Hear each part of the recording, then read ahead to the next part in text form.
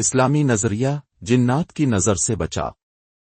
اسلام میں یہ عقیدہ ہے کہ جنات ایک مخلوق ہے جو انسانوں کو نہیں دکھائی دیتی، لیکن وہ بعض حالات میں انسانوں کو دیکھ سکتے ہیں، خصوصاً جب انسان تنہا ہو اب رہنا ہو۔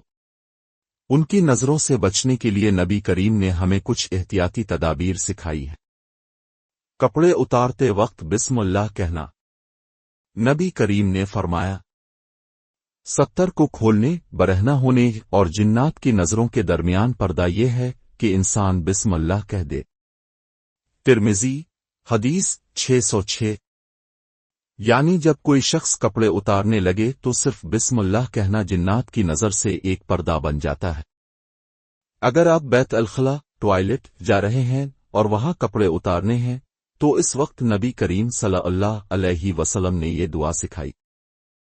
ترجمہ: اے اللہ، میں تجھ سے خبیث نر اور خبیثہ مادہ جنات سے پناہ مانگتا ہوں۔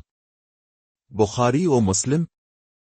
یہ دعا خاص طور پر بیت الخلا میں داخل ہونے سے پہلے پڑھنے کے لیے ہے، لیکن اس کا مفہوم بھی یہی ہے کہ جنات سے حفاظت حاصل کی جائے۔ پردے کا اہتمام۔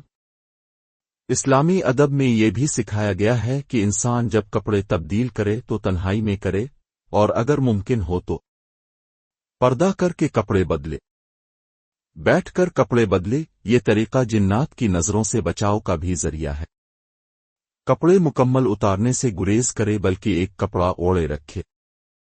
اللہ کا ذکر حفاظت کا ذریعہ ہے۔ نبی کریم صلی اللہ علیہ وسلم نے فرمایا، شیطان اس گھر میں داخل نہیں ہوتا جس میں اللہ کا ذکر کیا جاتا ہو۔ مسند احمد۔ اسی طرح اگر آپ کے دل میں اللہ کا ذکر جاری ہے، زبان پر بسم اللہ ہے، تو اب جنات، شیاطین اور ان کی شرارتوں سے محفوظ رہتے ہیں۔ خلاصہ عمل کے آسان نکات۔